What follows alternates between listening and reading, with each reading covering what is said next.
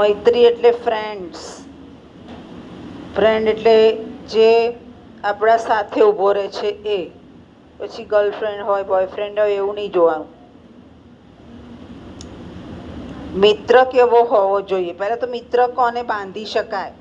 તો એમ કહ્યું છે આપણને કે તમારી સાથે સમાન હોય.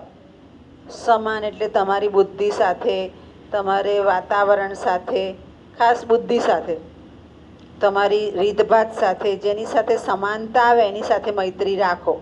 જેની સાથે સમાનતા નથી આવતી એનાથી દૂર થઈ જાઓ, કારણ કે ત્યાં ઇમ્બેલેન્સ થશે, અસમાનતા ઊભી થશે અને મૈત્રી ટકશે નહીં.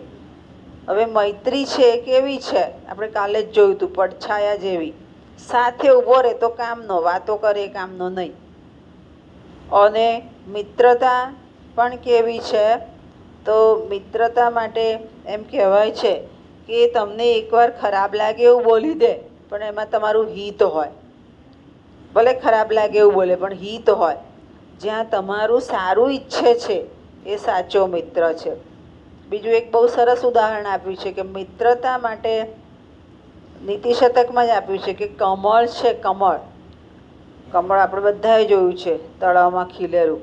એના પર પાણીનું એક ટીપું મૂકો તો એ ટીપું એમને એમ રહેશે, પાંદડી ટકાવી રાખશે એને. પછી તમે એને આંગળીથી ખસેડશો તો જ ખસશે. એટલે મિત્રતા આવી હોવી જોઈએ કે ગમે તે પરિસ્થિતિમાં ટકવું જોઈએ સાથે. એના માટે પાછું બીજું ઉદાહરણ આપી દીધું છે કે પાણીને લોખંડ, તપાવેલા લોખંડ પર મૂકો તો તરત ઉડી જશે. આવો મિત્ર ના ચાલે. આવો મિત્ર ના ચાલે. અને મિત્ર એ હંમેશા સુખ દુઃખનો સાથી છે, આપણા વિકાસનો છે, આપણી સાથે ઊભો રહેવો છે. અને મિત્રતાથી જ આપણે જીતતા હોઈએ છીએ. એકાદો મિત્ર એવો હોવો જોઈએ, બહુ બધા મિત્ર ન રાખો તો ચાલે, પણ એકાદો મિત્ર એવો હોવો જોઈએ કે જે આપણા પડખે હંમેશા ઊભો રહેતો હોવો જોઈએ. આ મિત્રતા.